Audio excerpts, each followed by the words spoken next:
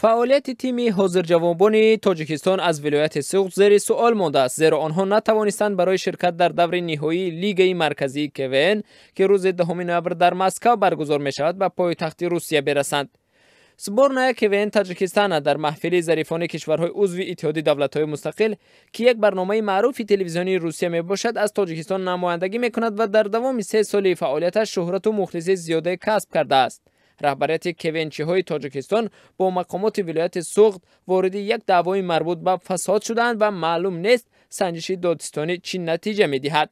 تیم حاضرجوابان تاجیکستان که 3 سال پیش با ابتکار رئیس ولایت سوخت تأسیس شده است، از حساب بودجه این منطقه تامین مالی می شود، اما اخیراً این تیم نتوانست به خاطر شرکت در بازی نیم فینالی تا 10 نوامبر خود را به مسکو رساند.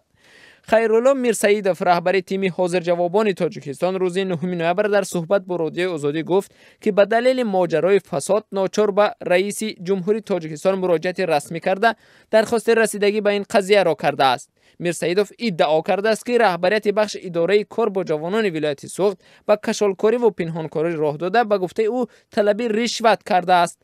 وی در این باره گفت که آنها را ضرور بود تا 10 نوامبر وارد مسکو شوند، اما مقامات ولایت سوخت نتوانستند مبلغ سفری ما را اختصاص دهند، زیرا با درخواست رهبریت اداره کار با جوانان ولایت فعالیت تیم آنها از استفاده مبلغ‌های از مقامات ولایت سوخت اختصاص شده مورد بازرسی مفتشان دادستانی ولایت قرار گرفت. خیرالله میرسیدوف میگوید رهبر اداره جوانان ولایت سوخت از او طلب کرده است که از مبلغ جدا شده از حساب مقامات برای او $1000 رشوت بدهد، ولی مقامات اجرایی ولایت سوخت میگویند دعوای طلب پارا هیچ اساس ندارد و بحثی که برخاسته است سر استفاده مقصدناک پولهای جدا شده برای سفر و فعالیت‌های هنری تیم کوین میباشد. از جمله بختیار کریموف یاور رهبر اداره کار با جوانان مقامات اجرایی ولایت سوخت روز 9 نوامبر در صحبت با رادیو آزادی ادعای خیرالله میرسیدوف درباره طلب رشوه را از او بی پای خواند. در حالی که فعلا دادستانی ولایت سوخت برای شرح این قضیه آماده است، طبق اطلاع دریافتی ساختارهای تفتیشاتی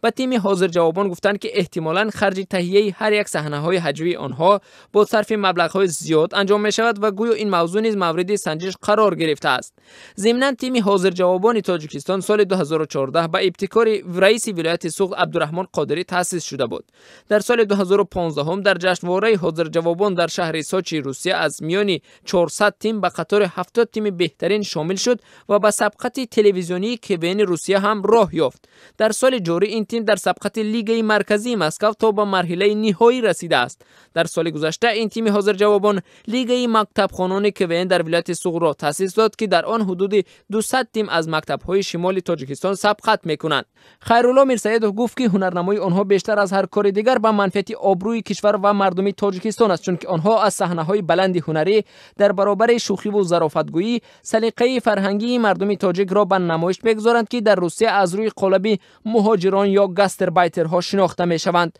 وی میگوید سهم آنها در بالا بردن آبروی ملی مردم تاجیک در بیرون از کشور خیلی بلند و مهم است، ولی مقامات میگویند هر کار باید با مراعات قانون انجام شود و در صورت ثابت شدن بیگناهی رهبریت تیم آنها میتوانند فعالیت خود را ادامه دهند. در همین حال نعمت الله میرسیدوف یک تحلیلگر تاجیکی مقیم ولایت سوخت در صحبت با رادیو آزادی روز 9 نوامبر گفت که چنین دعواها به منفعت هیچ یک جانب نیست و در صورت سر زدن بحث ها جانب ها می توانستند همه دعواها را در مکالمه و مذاکره حل کنند. حالا میگوید او در صورت رسانه‌ای شدن بحث آبروی تیم آوازدار ظریفان هم آسیب می‌بیند و این گونه دعواها به منفعت هنرمندان نیست.